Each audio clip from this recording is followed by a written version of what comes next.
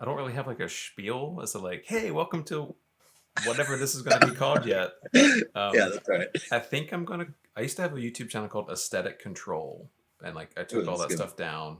So I think I'm going to relaunch that as these conversations. So Sick. as the first interviewee, welcome to potentially Aesthetic Control. Hey, Thanks for joining me.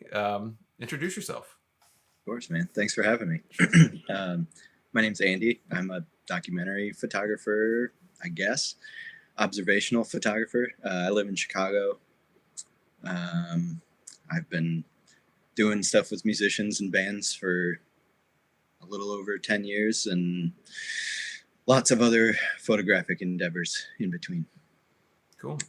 Yeah, the music stuff is basically what kind of kicked this idea off, like meeting all these people that do music photography or photography within music, coming from like Mhm. the punk background, people in bands who do it. And there's not a ton of folks that like make this like their living, but Yeah. it's like one of these things that's sort of always part of your life, for better or worse. I'm almost 40 and I still, go photograph punk shows. So, Yeah. um, and I feel like people sort of maybe not age out, or like maybe they graduate to different areas of photography so to talk to people who are still doing it, or like making it, or just getting started, that kind of thing is what Yeah. I'm interested in with this. So I guess with that, how did you get into doing this like music documentary? So I started going to punk and hardcore shows when I was in fifth grade. My best friend was his older brothers like started a band, and they like needed a guitar player. So this fifth grader, they were in high school, and they like um, employed their younger brother to play guitar. So I went to shows all throughout high school and everything, and then I like started a band late in high school. I ended up dropping out of high school to go on tour with that band, and um, did a lot of that. And like I was into photography from skateboarding throughout high school and shooting video. Um, but it wasn't until like, I don't know, maybe 2011, I started bringing a camera on tour. And then, um, like 2013, I think it was, that same friend who got me into going to hardcore shows, his dad was a staff photographer for the Daily Herald in Chicago, and was always kind of like showing me photo books and stuff. And I think it was 2013, I bought his original X100, Fuji Nice. X100. And that was like, I had like Canon stuff. I didn't really know. I was like kind of shooting video and photos side by side. And then the X100 was like, okay, this is sick. I can do this with this thing. So I started bringing that on tour. And the first couple of years was just for snapshots and like memories and stuff. I had no intention of, I don't know, being a photographer in that space at all. But I just kept it around, and like I always had it over my shoulder at band practice and around the band and everything. And like ended up spending a lot of time on those early tours with the bands we were on tour with. Um, and I would like, try to convince them to let me ride in their van for a day or whatever, and just get a little glimpse of everyone else's life on tour. Um, and I think those early couple of years, I was like, I've never really been interested in like photographing a band's performance. I do it and I enjoy it, but it's not really my focus by any means. Mm-hmm. And those early couple of years was just like getting to see people's personality through the camera, and that kind of set me down this path. Yeah, that's great. Yeah, I've always just in my time doing it, like the live stuff is fun and cool, and now very useful for the bands, but like the Yeah. the sort of documentary and like portrait work and just like being around Yeah. people, like that documentary approach is Yeah. is so much more fulfilling, and I think that like down the road will be valuable to them, to the photographer. Exactly. It's like the kind of stuff that you want to see Yeah. down the road, like that you sent me that Metallica book of like Yeah. the black and white stuff from the Black Album. It's like, that's a way more interesting to look at than, Metallica playing it wherever. Yeah. The circular stage of Madison Square Yeah. Garden, whatever. We don't need any more of that. That ship has sailed. Yeah.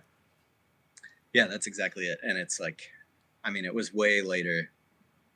I don't know, maybe 2018, 2017-ish. I think, like, I don't know, those like interim years in there, I'd gotten more into fine art photography, and I found myself very divided. Maybe not fine art photography, but like documentary fine art, like the Alex Soth side of fine art documentary photography. Yeah. And it hadn't crossed my mind that those two things sort of intersect, and like taking pictures of these people, my friends and bands, is important. And I don't remember what the first book I saw. It might have been Charles Peterson or I don't know, something like that, where there was just some photo that I was like, oh wait, this is like important. People are going to care about all of this sometime. Yeah. And it may have been just enough time had passed from when I started taking pictures of bands on tour to when I like reviewed them, maybe 5 years or so was like the first benchmark. And I could look back and be like, whoa, like we were all way different people. And, you can see us age and sort of mature, and this whole thing is documented. And so, yeah, maybe 2017, 18, it kind of clicked. Like, I should probably pay more attention to this because this is really valuable. Yeah. Important to someone. That's great. So with that sort of focus, is that what your, like you do work for labels and magazines, right? Is that the kind of stuff that you're pitching to them? Is that like, do they find you? Is that like your friends are on the label, so you're just like, hey, I'm going to come with you for the week and that kind of thing? Yeah, I found myself at a really difficult kind of impasse with this point, because basically, like I was working for a now defunct magazine.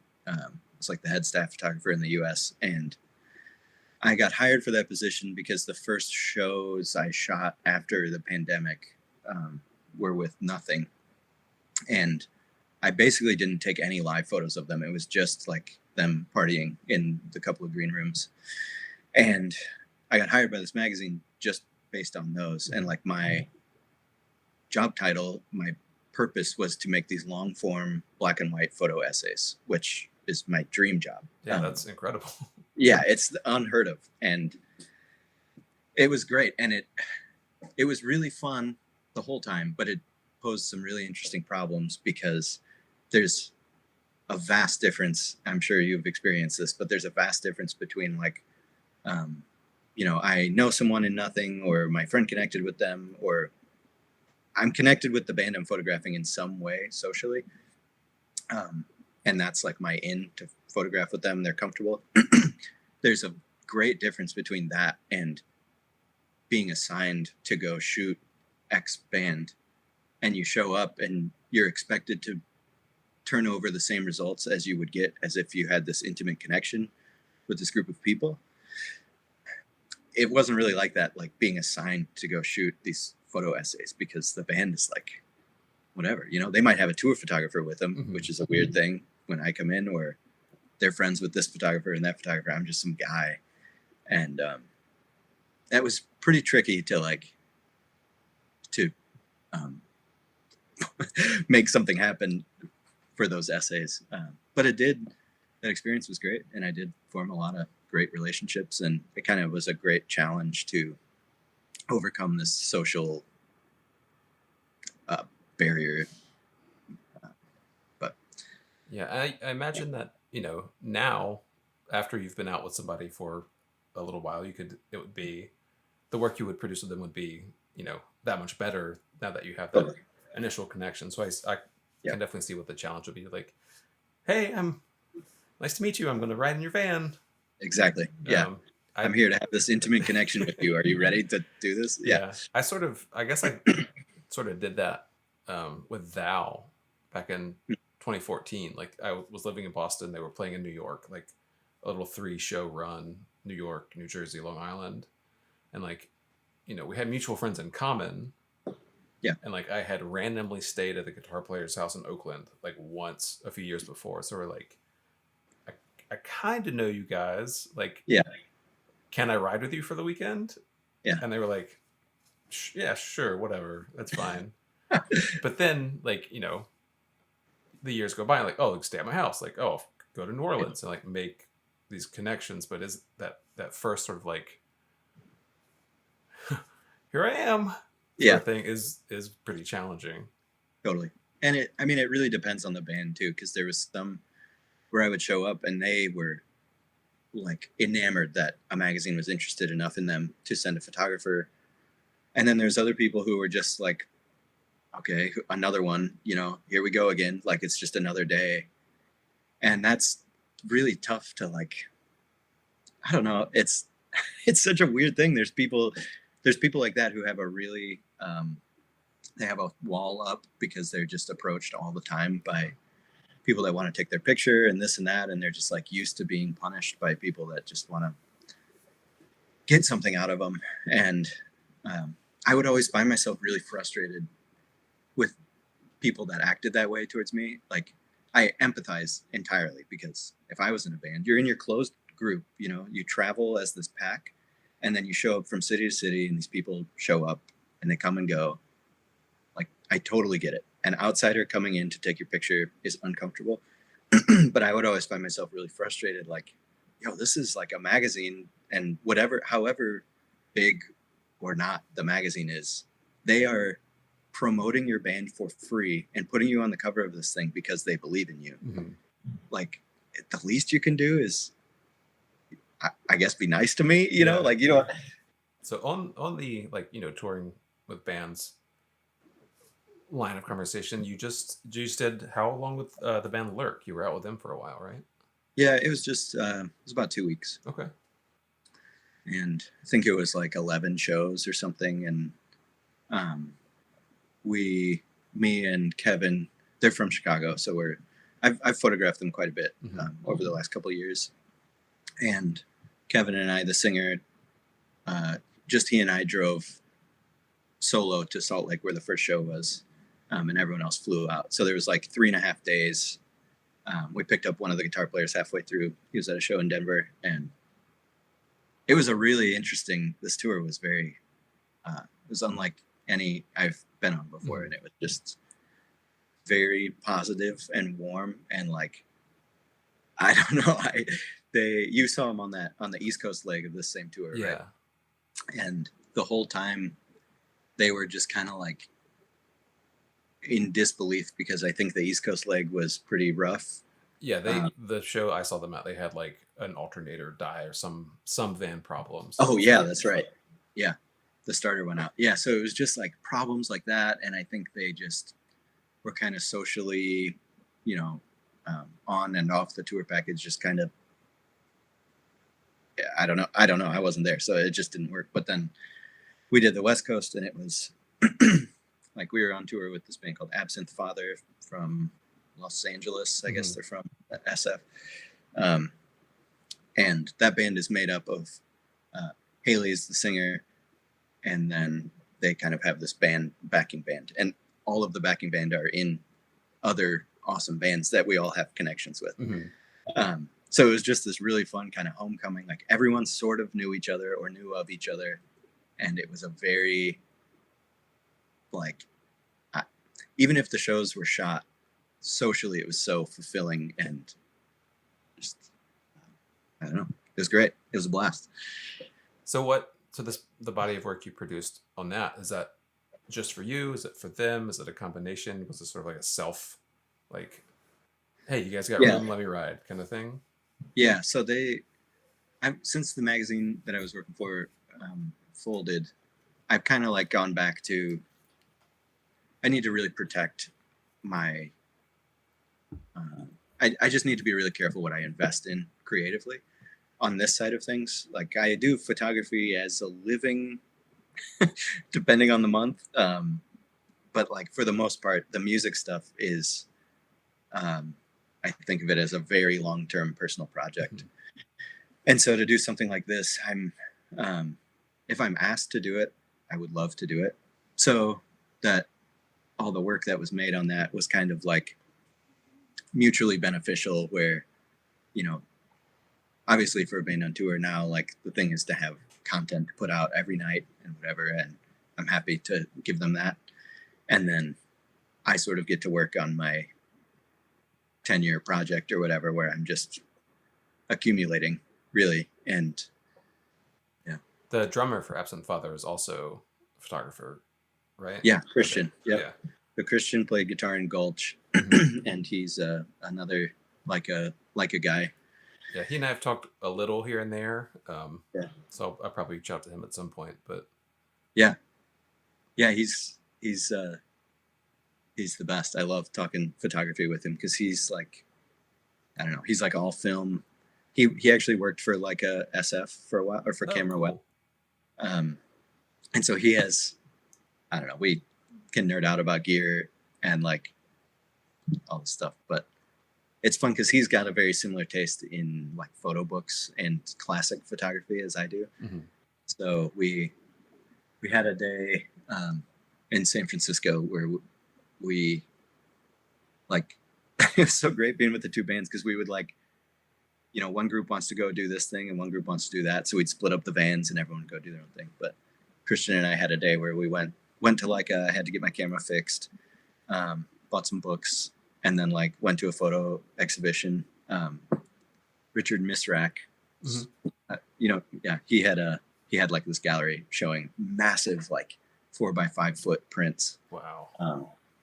So that was just a super fun thing on tour, to like go to this quiet gallery in San Francisco and have that with Christian. But yeah. We'll talk about Leica stuff in a minute, but you also have the Let It Kill You, like skateboarding project. Tell me about that. That's something I know less about than like your music stuff. So around the same time I started working for the magazine, I guess. So it's almost 2 years ago. A friend of mine connected me to my now partner, Ben McQueen. And Ben's younger brother plays in bands. He's in that hardcore band Dare. Oh, okay. And so we like kind of had all these mutual connections. I was living in Indianapolis at the time, and Ben's a tattooer. He grew up in Indianapolis, and he's kind of made a name for himself in tattooing. Lives in San Francisco and tattoos out of a shop called Idle Hand. And he grew up skateboarding just like I did. And he kind of had this vision he wanted to make a book about the overlap, we'll call it, the conjunction of tattooing, like being a tattoo artist, and skateboarding. So we'd kind of seen this pattern of a lot of pro skateboarders that's a career where, you know, at the end of your 30s, what are you going to do? And so a lot of them go to creative endeavors, and surprisingly, a lot of them have turned to tattooing. And he's in touch with a lot of them, and he's kind of got his finger on the pulse of that. So he had this idea to make a book. I had made some books in the past, but really how it started was he was interviewing. They had started on this project, and he was like kind of going about it podcast style, where he would line up interviews with people, so either pro skateboarders or tattooers who have a background in skateboarding. He would line up these interviews and then record it like a podcast, and then the plan is to transcribe it to a book. And he had an interview lined up with Jamie Thomas, who's like, he was my idol growing up. Just like had every ad out of Thrasher that Jamie was in ripped out and taped to my ceiling. He and my other friend, who was the other photographer on the project, invited me to come be a part of that. And then one thing led to another, and I ended up kind of being a production manager on the project, and photographing the rest of it, and then designing the format of the book inside and out. So the book came out last October, and it's, I think, 9 interviews. And it's sort of like, if you're familiar with a interview essay in Thrasher, it's sort of laid out like that. And our vision was to blend like a high-end photo book, coffee table photo book with a Thrasher interview. So it's transcribed interviews with these professional tattooers who were ex-pro skaters about their creative mission.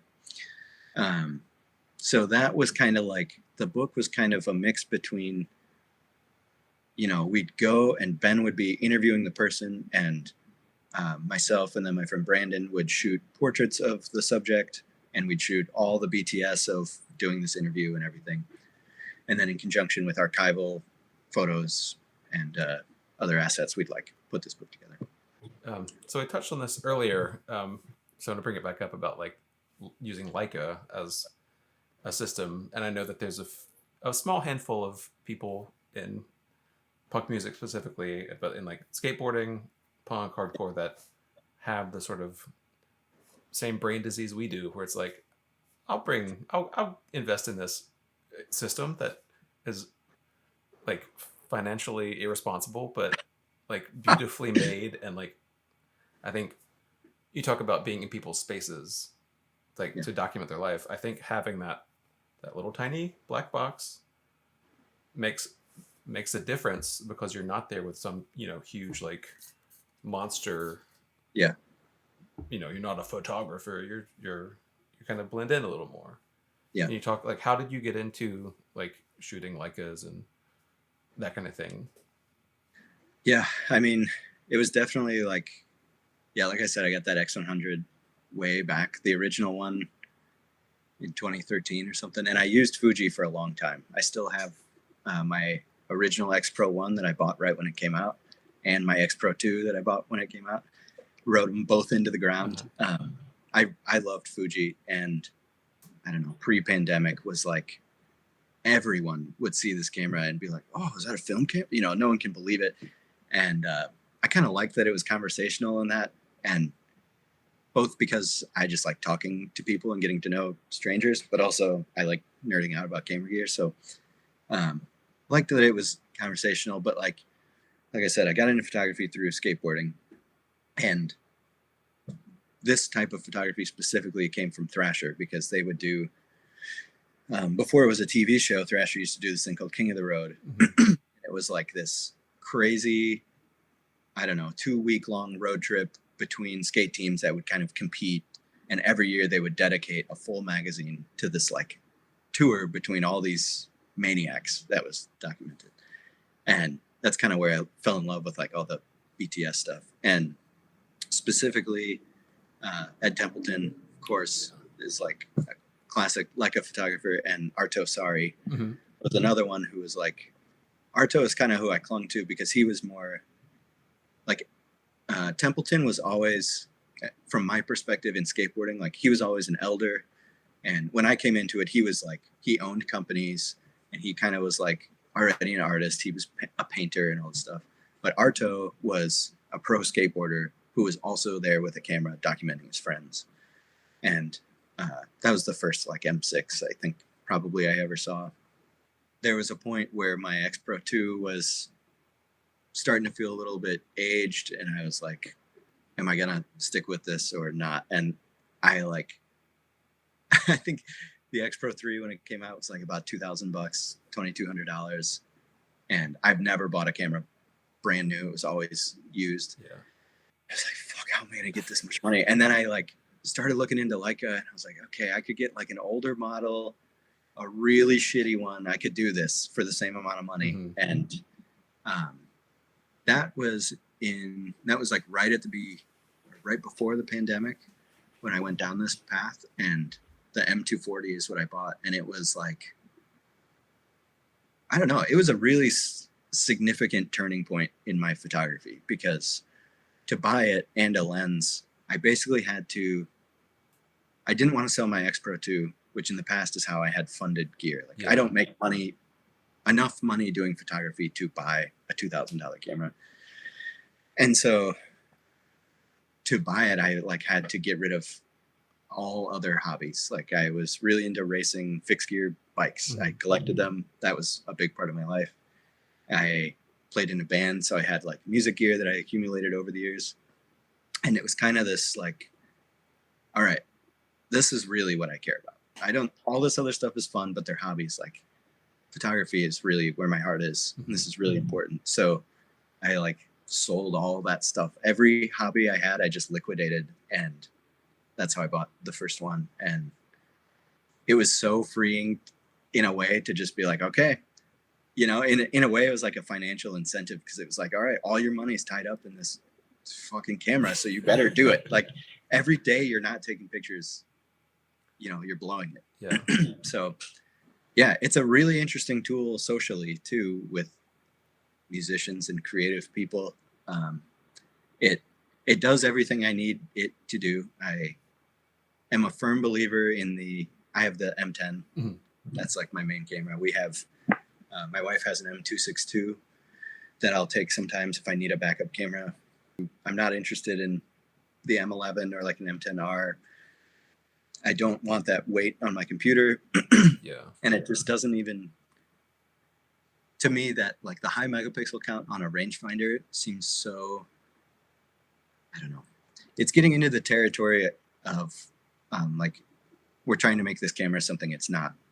And actually, this is a good, I was hoping to talk to you about this quote that I found in a book, because I thought you'd find it interesting. But who was it? Stephen Shore put out a book last year or 2 years ago called Modern Instances. Mm-hmm. Have you seen that book? Yeah. It's mostly text with photo references. And it's just kind of these essays where like it'll go from him talking about some photo he made in the 70s to like referencing a Rembrandt photo and just gushing about it for 4 pages. But at the very end, there's this chapter where he's talking about when he discovered the like large format 8x10 camera and how that changed his perspective. And he has this illustration where because he did like street photography, observational photography for a long time before turning to these, you know, whatever, big, large format landscapes. And he's got this illustration where he has the photo by Robert Adams, I think, and a photo from maybe Ansel Adams, or it's some dichotomy like that. And they're both of like a desert landscape, but one's Friedlander, one's a Lee Friedlander, and one's Ansel Adams. And they're both of a desert landscape. One's taken with a Leica M3 and one's with an 8x10. And he's talking about the difference in like just how the 8x10 is so square and compressed, and how it makes you feel like you're looking like a piece of the world is removed, and like what you see is what you get. That's where you live. But with the Leica, you can tell that there are things outside of the frame, and that's part of the look of using like a hand camera like that. Yeah. I don't know. This is something else we can talk about that we haven't touched on, but I feel like you and I both, I don't know how much of this you do anymore, but just like towing this line between, I really like shooting streetscape and like landscape stuff. I put a book out of just pictures of houses, and I've really been missing shooting that. And I had always shot it on 35 in the past when I was on a full frame or like a 35 millimeter sensor. But I started to just really dislike the way buildings looked. Like, you know, if you're looking up at something, if you have to point up a little bit to get the full height of a building, it just, the perspective gets all wonky and like, especially vertical, which I shoot a lot vertical. So that's why I got this 50, because it was like the cheapest 50 I could find. And yeah, like on tour, it was just like rest stop or exploring, put the 50 on, we'll shoot. Like landscapes are really tight details. Yeah. One of my favorite pictures that I shot on tour is Kevin driving the van, and like the armrest of the van was all tattered and shitty, and like the metal bracket that's inside was coming out. So while he's driving, he's like duct taping it. And I shot it with a 50, like, I don't know, I just had the 50 on the camera when he was doing it. And it's like, it's made me realize when I look at my greater body of work in this space, like it helps me realize what I'm missing, which is these tight details and sort of focused moments that aren't necessarily a personality thing, but like between extra wide, like landscape sort of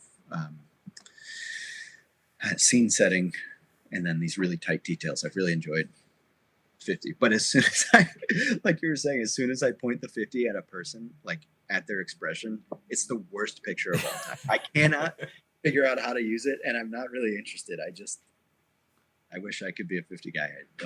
I don't know how to do it. Yeah. I borrowed an M4 for a shoot, or like a couple days on tour or something, and I like went to go buy some Tri-X.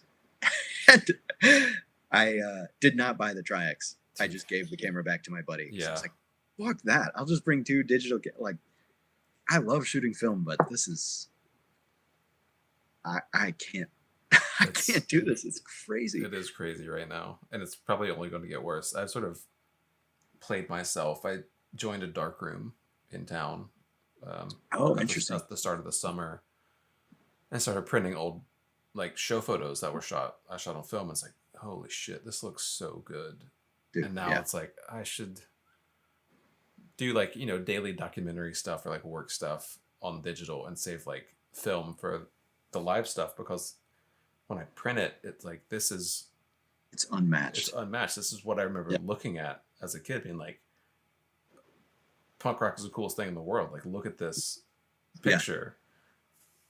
So yeah, it's a back and forth of like, the expensive film is getting so crazy, but like it's still worth it for me for just black and white. Like, color is a very special thing, and now at this point, working with these Leica digital negatives, it's like, this is this is hard to beat this. Sort of, I guess, to wrap us up a little bit, like that goes back to shooting like a Leica system, where it's like, I know what I can do. It lets me do it. It gets out of the way. Yeah. And it's, I feel like I didn't actually answer your question. I just went on a crazy tangent. I feel like this camera is just like, once I figured it out, just behind the scenes, and then started shooting shows with it, between that financial incentive I gave myself, or just the pressure I put on myself to, like, this is what you're gonna do. This is what I want to do. So like, just forget about everything else. Don't bother. Don't spend money on that shit. And like, this is where my heart's at. So this is where I should invest my time. And I think that kind of like made a bond, with me in this tool or whatever. Dude, it's also really interesting. Like, I was starting to get to this earlier, but this camera in a social situation plays a really interesting role. I don't know if you've had this happen, but I'll like, typically I'm a little bit nervous to bring this camera around always, so I have like the red logo gaff taped over. But this is my biggest like a secret. Like, depending where I'm going and who I'm shooting will determine if the logo is covered or not. And I do it really deliberately, because I know that there have been like, guards are let down by people when there's something to talk about. Yeah. So like what I was talking about when I was so uncomfortable with bands, meeting them for the first time, when I go to shoot a band, I usually like the Fuji was, I let the camera be a conversation piece, because most punk bands are used to this and whatever. And like, a lot of people in bands are artists or photographers. And so it's just like something to talk about. Either they're into Leica, or they're into Fuji, or they think the camera looks cool or whatever. And so I've kind of like learned to use that to my advantage. Maybe that sounds kind of sketchy, but just in a way that it's like a conversation starter. And I think people are, if they know what it is, it's also this like, oh, okay, this person takes it seriously. Yeah. Like, this isn't another person with a Canon T3i. Like, if they've gone to this length, they probably know what they're doing. And it's like, I feel like it as a tool socially and um, outwardly is equally as effective as it is um, to accomplish my own mission photographically. It's like, Yeah, I've found that with, with Leica stuff, or like if I've started doing these like portraits of people at the show, like afterwards, like not the band, just like younger kids in the crowd, like especially now, sort of with so many kids post pandemic, or like post COVID, whatever we're in, are like yeah, coming to shows. They're excited. It's a new thing.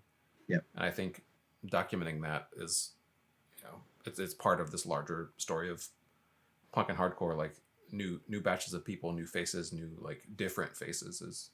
It's great, and it's more. I feel like it's more diverse than it ever has been. yeah. And having these like funny little cameras, or like if I'm using my twin lens camera, it's like Oh yeah, it's disarming. It's different. It's like, totally. oh, what are you working on? Like, what is this? Yeah, And if it's like the like of the film, like or like that twin lens, it's like people want to stop. They want to have their picture taken. It's not just yeah, like you said, it's not just another big DSLR that is common and like at this point sort of uninteresting to people. I think, where it's like, yeah, oh yeah, just another camera. yeah. And I mean, there's a very good chance that that whole complex I just described is completely in my head, and it's just my own motivation to, like, I don't know, start a conversation or whatever. But in any case, it's just like everything about this tool has been so effective and motivating, and like there's never a day where I'm bummed to pick it up, or like, it lives on my kitchen counter. The first thing I see, it doesn't go on a shelf. It's like on my person at all times, and I'm excited to have it. And like, it's just very motivating to use. And it's also encouraging because now, like, I know the lenses I like to use. I know how I like to shoot them. I know exactly what to expect from the camera, and how to get what I want out of it, so that it's cool. It's exciting to use, and it's like it's like a feedback loop of like, okay, this feels good to use. I'm going to take this picture. The picture looks great because it felt good to use. Awesome. And then it just is like perpetually motivating camera. I'm the same way. Like one of my Leicas is in my little LL Bean, like little bag down here, like tiny little shoulder bag. Stays on the kitchen counter. I grab it whenever I leave the house, and it's just I know I have it, whether I use it or not. It's there. Yeah, dude, it's the best. It's been I'll be really sad. I know a day in the next year or two will come where I upgrade. Probably, it's gonna be tough. I'm bummed because I was able to keep my last two X Pro cameras, which are like beloved to me, and I know that there's no way I can keep this and just shelf it. It's so irresponsible financially. It's just not. I can't afford the next one without selling this one. Yeah. So people are still paying good money for M9s, so like that's true. You're better off in this system over time than probably any other, which is totally one good thing about it. Unless you buy a 35 Sumalux a few days before the new one comes out, then you're washed. Thanks for taking the time to talk to me about all this stuff, and dude, of course, a test subject on this, whatever I end up calling it. Yeah, I'm sure if you can't tell, I could talk about this all day. Oh yeah, I think that. Thanks for thinking of me. Oh, absolutely. Like I said, thanks for doing this. Always great to talk to you. I guess to do the show outro. Where can people find your work to check out? Instagram, of course. Plastic Bath on Instagram. My website, I try to keep updated. If you want to look at pictures big, AndyEclovPhoto.com. I also, this is sneaky, if you really care, I use Flickr. Ooh, a whole like religiously. I've used it for 12 years. Most of my stuff is, I have a lot of it privatized, but my entire archive is hosted on Flickr. So maybe they'll track you down. Yeah, we'll see. Cool. All right, man.